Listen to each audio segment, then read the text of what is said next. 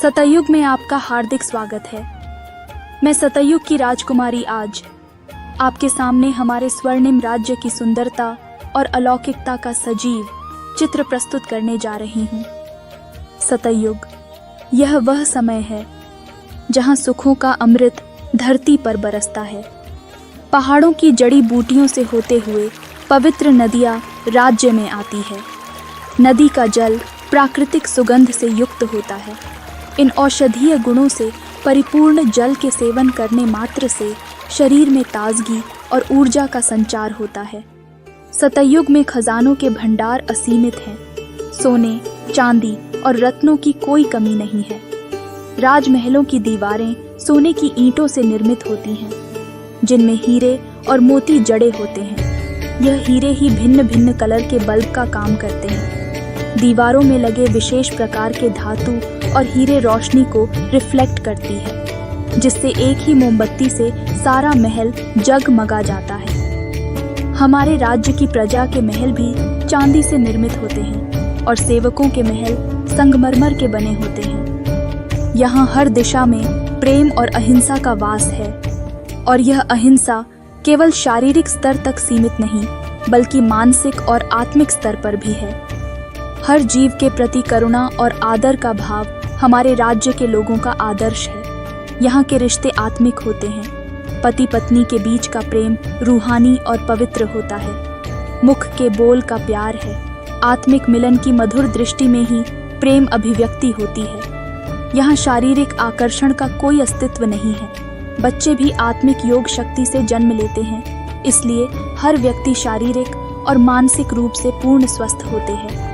सतयुग में ना सजाओं वाला जेल, न गर्भ जेल है। यहाँ पाप ही नहीं होता, क्योंकि विकार ही नहीं है। बच्चों का जीवन आरंभ से ही अपने माता पिता की तरह पवित्रता और दिव्यता से ओतप्रोत होता है। बच्चे स्वभाव से ही शांत और विनम्र होते हैं। उनमें बाल चंचलता नहीं होती, बल्कि वे रूहानी प्रकाश से परिपूर्ण होते हैं। सतयुग में श्रृंगार की बात करूं तो हमारे आभूषण रुई के समान हल्के भिन्न भिन्न प्रकार के ताज और गहने होते हैं। रंग बिरंगे हीरे से जड़ित मुकुट कलरफुल रोशनी बिखेरने वाले होते हैं। लेकिन यहाँ सबके चेहरे पर नेचुरल ब्यूटी होती है। आर्टिफिशियल श्रृंगार की जरूरत नहीं पड़ती है। सतयुग के भोजन के बारे में बताऊं तो मुख्य आहार रसदार और स्वादिष्ट फल होते हैं। ये फल इतने पौष्टिक और तृप्ति करने वाले होते हैं कि उनके सेवन से न केवल शरीर बल्कि आत्मा भी पूर्ण रूप से संतुष्ट हो जाती है। ये फल खट्टा, मीठा और नमकीन सभी प्रकार के होते हैं। इसलिए हमारे राज्य में न शुगर फैक्ट्री की जरूरत होती है, न नमक की। सब्जियां भी पत्तों की नहीं होती, बल्कि फूल और फलों की ही सब्जियां होती है। सतयुग में एक राज्य है, एक भाषा है, और हमारा राजा भी एक है।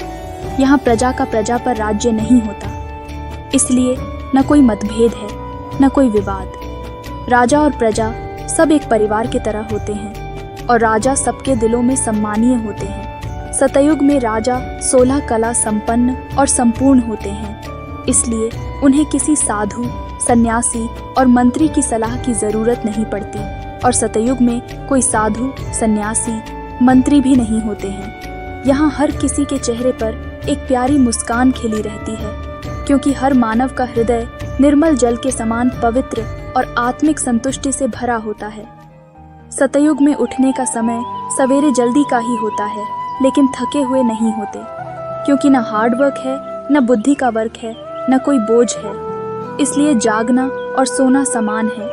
यहाँ टेप या अलार्म से नहीं उठते हैं, बल्कि नेचुरल पंछियों की आवाज के साथ से ही नींद खुल जाती है। शारीरिक स्वास्थ्य की बात करूं तो सतयुग में हर व्यक्ति ऊर्जा से भरा हुआ अपने शरीर में निरंतर एक अद्भुत स्फूर्ति महसूस करता है। आत्मा और शरीर दोनों पवित्र होने से अंग अंग में खुशबू होती है। सभी लोगों के अंग परफेक्ट होते हैं। कोई लूले लंगड़े टेढ़े बाके नहीं होते। अकाले मृत्यु जैसी कोई चीज का हमारे सतयुग में अस्तित्व नहीं है। शरीर छोड़ने तक शरीर युवा बना रहता है, कभी बुढ़ापा नहीं आता। जब हमारी आयु पूरी हो जाती, तब हम अपने शरीर को छोड़ने का निर्णय स्वयं लेते हैं। उस क्षण में भी कोई पीड़ा नहीं होती है, बल्कि एक वस्त्र बदलने जैसा अनुभव है। फिर हमारे यहाँ शरीर को बिजली मशीन पर रख देते हैं। हम लोग हड्डियां आदि नदी में नहीं डालते। शरीर से लगाव न होने के कारण न कोई दुख मनाते न कोई रोते हैं, क्योंकि यहाँ हर कोई नेचुरल आत्मिक स्वरूप में जीवन जीते हैं। अब सतयुग के मौसम के बारे में बताती हूँ। सतयुग में पांचों तत्व भी सतो प्रधान होते हैं। मौसम 4 ही प्रकार के होते हैं, लेकिन न कभी अत्यधिक गर्मी न कभी अत्यधिक सर्दी पड़ता है। सदैव बाहरी मौसम होता है। सूर्य भी सतो प्रधान होने के कारण कभी तपत नहीं दिखाता, न कभी बेकायदे बरसात पड़ती, न कभी नदी उछल खाती है। हमारे सतयुग में प्रकृति और जीवों के बीच एक अद्भुत सामंजस्य है। रंग बिरंगे पक्षियों की मधुर ताने ऐसी अनोखी होती हैं मानो कोई अदृश्य वाद्य यंत्र सृष्टि का सबसे सुंदर संगीत बजाता हो। इन सुरों को सुनकर मन में शांति और आनंद की लहरें उठ जाती हैं और हर पल एक उत्सव जैसा लगता है। सतयुग में यात्रा के साधन पुष्पक विमान हैं। महलों के अंदर विभिन्न आकृति के विमानों की लाइन लगी होती है। विमान फुल एक्सीडेंट प्रूफ होते हैं और इनका संचालन इतना सरल है कि 5 साल का बच्चा भी इन्हें चला सकते हैं। यह सब शुद्ध एटॉमिक और सौर ऊर्जा के आधार पर काम करते हैं। सतयुग में सारा धरती आकाश हमारी होती है। कोई विभाजन या सीमा नहीं होता हैं। सतयुग के कारोबार के बारे में बताती हूँ। यहाँ मुख्य रूप से कपड़ों के कारखाने, पुष्पक विमान के निर्माण, सोने, हीरे, मोती के आभूषणों के कारोबार होते हैं। मुद्रा के रूप में अशर्फियाँ चलती हैं। सबके पास अथाह धन है, इसलिए पैसा कमाने का कोई लोभ नहीं रहता। निमित्त मात्र वस्तुओं का लेन देन होता है। फैमिली सिस्टम होता है। प्रजा भी अपने शरीर निर्वाह से पद्म गुणा ज्यादा भरपूर होती है। इसलिए मैं ग्राहक हूँ, यह मालिक है। यह भाव नहीं रहता। स्नेह की लेन देन है। यहाँ हिसाब किताब की बड़े बड़े रजिस्टर नहीं है। सतयुग में हम किसी को दान देते नहीं। यहाँ कोई कंगाल नहीं होते, न कोई गरीब भिखारी होते हैं जिनको दान दे। जमीन भी ढेर होती है। जमीन का कोई भाव लगता ही नहीं। सभी के पास अपनी भूमि, गाय और संपत्ति होती है। अब सतयुग के पढ़ाई के बारे में बताती हूँ।